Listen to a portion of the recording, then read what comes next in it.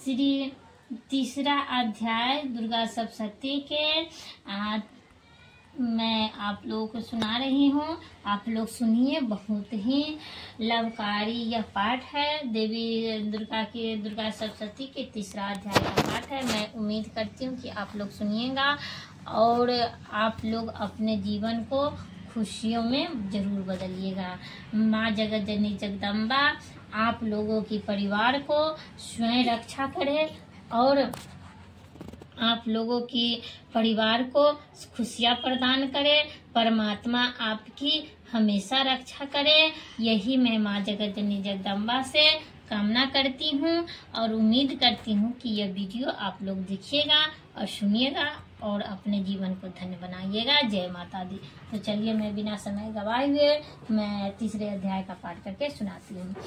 जगदम्बा के श्री अंगों की कांति उदय काल के सहस्त्र सूर्यों के समान है। वे लाल रंग की रेशमी साड़ी पहने हुए हैं। उनके गले में मुंडमाला शोभा पा रही है। दोनों स्थानों पर रक्त चंदन का लेप लगा है। वे अपने कर कमलों में जपमाली का विद्या और अभय तथा वर नामक मुद्राएं धारण किए हुए 3 नेत्रों से सुशोभित मुखा वंदित की बड़ी शोभा हो रही है। उनके मस्तक पर चंद्रमा के साथ ही रत्नमय मुकुट बंधा है तथा वे कमल के आसन पर विराजमान है। ऐसी देवी को मैं भक्ति पूर्ण प्रणाम करती हूँ। ऋषि कहते हैं, देवी के सेना को इस प्रकार तहस नहस होते देख महादैश सेनापति क्षुर क्रोध में भरकर अंबिका देवी के युद्ध करने के लिए आगे बढ़ा। वह असुर रणभूमि में देवी के उस ऊपर इस प्रकार बाणों की वर्षा करने लगा जैसे बादल मेरुगिरी के शिखर पर पानी की धार बरसा रहा हो। तब देवी ने अपने बाणों से उसके बाण समूह को अन्यान्यास ही काटकर उसके घोड़ों को और सारथियों को भी मार डाला। साथ ही उनके धनुष तथा अत्यंत ऊंची ध्वजाओं को भी तत्काल काट गिराया। धनुष कट जाने पर उनके अंगों को अपने बाणों से बिंध डाला। धनुष रथ घोड़े और सारथियों को नष्ट हो जाने पर वह ससुर ढाल और तलवार लेकर देवी को ओर दौड़ा। उसने तीखी तलवार से सिंह के मस्तक पर चोट करके देवी की बाईं भुजाओं में बड़े वेग से प्रहार किया।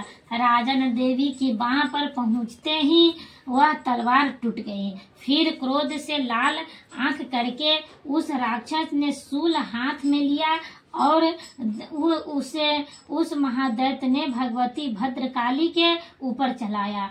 वह शूल आकाश से गिरते हुए सूर्यमंडल की भांति अपने तेज से प्रज्वलित हो उठा। उस शूल को अपनी ओर आते देख देवी ने भी शूल का प्रहार किया। उससे राक्षस के शूल के सैकड़ों टुकड़े हो गए। साथ ही महादैत्य चिछुर की भी ध्वजियां उड़ गई। वह प्राणों से हाथ धो बैठा। महिषासुर की सेनापति उस पराक्रमी चिछुर के मारे जाने पर देवताओं का पीड़ा देने वाले चामर हाथी पर चढ़ कर आया। उसने देवी के ऊपर शक्ति का प्रहार किया, किंतु देवी ने उसे अपने हुंकार से ही आहट एवं निष्प्रभ करके तत्काल पृथ्वी पर गिरा दिया। शक्ति टूट कर गिरी हुई देख चामरों को बड़ा क्रोध हुआ। अब उसने शूल चलाया, किंतु देवी ने उसे भी अपने बाणों द्वारा काट डाला। कितने ही देवी सिंह उछल हाथी के मस्तक पर चढ़ बैठा और उस दैत्य के साथ खूब जोर लगाकर बाह्य युद्ध करने लगा। वे दोनों लड़ते लड़ते हाथी से पृथ्वी पर आ गए और अत्यंत क्रोध में भरकर एक दूसरे पर बड़े भयंकर प्रहार करते हुए लड़ने लगा। तदंतर सिंह बड़े वेग से आकाश की ओर उछला और उधर से गिरते समय उसने पंजों की मार से चामर कर धड़ से अलग कर दिया। इसी प्रकार उदगर की भी शिला और वृक्ष आदि मार खाकर रणभूमि में देवी के हाथों से मरा गया। कराल ही दांतों, मुक्कों और थप्पड़ों की चोट से धराशायी हो गए। क्रोध में भरी हुई देवी की गदा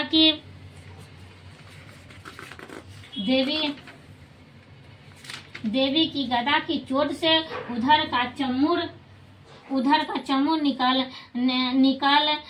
निकाल डाला। विभिन्न पाल के वासकों तथा वानों से ताम्र और गंधों को मौत के घाट उतार दिए। कितनों नेत्रों वाली परमेश्वरी शूल से उग्र उकर्षित तथा महाधुनी नामक दैत्य का मार डाला। तलवार की चोट से बिडाल के मस्तक पर धड़के से काट गिराया। उधर दुर्मुखी उन बाणों से यम लोक भेज दिया। इसी प्रकार अपनी सेना का संहार होता देख महिषासुर ने भैंसों की स्वरूप धारण करके देवी गणों से त्रात देकर आरंभ किया। किन्हीं को थुथुन से मारकर, किन्हीं को ऊपर ओठों के प्रहार करके, किन्हीं के पूंछ से चोट पहुंचाकर, कुछ सिंहों से विदीर्ण करके, कुछ गणों को बेग से, किन्हीं को सिंहनाद, कुछ चक्र और कितनों को निपात वायु की झोंके से धराशायी कर दिया। इसी प्रकार गणों की सेना गिराकर वह असुर महिषा महादेवी के सिंह को मारने के लिए झपटा। इसके जगदम्बा बड़े क्रोध में हुआ। उधर पराक्रमी महिषासुर भी क्रोध में भरकर धरती को खुरा से खोदने लगा तथा वह अपनी सिंगों से ऊंच पर्वतों को उठाकर फेंकने और गरजने लगा। उस वेग से चक्कर देने वाले कारण पृथ्वी क्षुब्ध होकर फटने लगी। उसकी पूंछ से टटकार कर समुद्र और सब ओर से धरती को डुबाने लगा। हिलते हुए सिंहों के आघात से विदीर्ण होकर बाद लोगों के टुकड़े हो गए।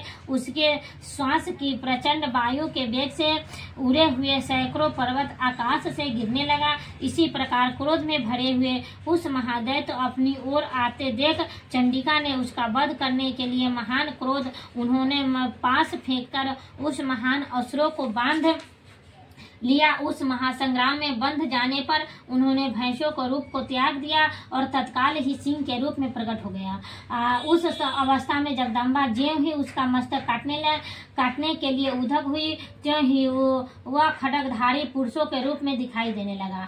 तब देवी ने तुरंत ही वानों की वर्षा करके ढाल और तलवार के साथ उस पुरुष के भी भीन डाला। इतने में ही वह महान गजराज के रूप में परिणत हो गया तथा अपनी सूंड से देवी के विशाल सिंहों को खींचने और गजरने लगा। खींचते समय देवी तलवार से कटकी हुई काट डाली। तब उस महादैत्य पुनः भैंसों की शरीर धारण कर लिया और पहले की भांति चराचर प्राणियों से सहित तीनों लोकों की व्यायुक्त करने लगा। तब क्रोध में भरी हुई जगन माता चंडिका बारंबार उत्तम मधु का पान करते हुए और लाल आंख करके हंसने लगी। उधर वह बल और पराक्रम मद से उत्पन्न हुआ राक्षस गरजने लगा और अपने सिंह के चंडी के ऊपर पर्वतों को फेंकने लगा। उस समय देवी अपने बाणों को समूहों को उनको फेंके हुए पर्वतों को चूर्ण करती हुई बोली। बोलते समय उसका मुख मद से लाल हो रहा था। वह बाणी लड़खड़ा रही थी। देवी का वह मुड जब तक मधु पीती हूँ तब तक तू क्षण भर के लिए खूब गरज ले। मेरे साथ हाथ से यही तेरा मृत्यु हो जाने पर अब शीघ्र ही देवता भी गरजना करने लगेंगे। जिसे कहते हैं ये यूं कहकर देवी उछली और उस महादैत्य को ऊपर चढ़ गई। फिर उसने पैरों से दबाकर उन्होंने शूल से उसके कंठ में आघात किया। उनके पैरों से दबा होने पर भी महिषासुर अपने मुख से दूसरे रूप में बाहर होने लगा। यदि अर्थात शरीर से भी वह बाहर निकलने पाया था कि देवी ने अपने प्रभाव से उसे रोक दिया। आधा निकला होने पर भी वह महादैत्य देवी की युद्ध करने लगा। तब देवी ने बहुत बड़ी तलवार से उसका मस्तक काट गिराया। फिर तो हाहाकार करती हुई उस दैत्य की सारी सेना भाग गई तथा संपूर्ण देवता अत्यंत प्रसन्न हो गए। देवताओं ने दिव्य महिषासुर के साथ दुर्ग देवी का संवर्धन किया। गंधर्व राज गाने लगा तथा अप्सराएं नृत्य करने लगी। इसी प्रकार श्री मार्कंडेय पुराण सर्वजनीन स्तर के कथा के अंतर्गत देवी महात्म्य महिषासुर वध नामक तीसरा अध्याय पूरा हुआ। जय जगत जननी जगदम्बे मां दुर्गे की जय।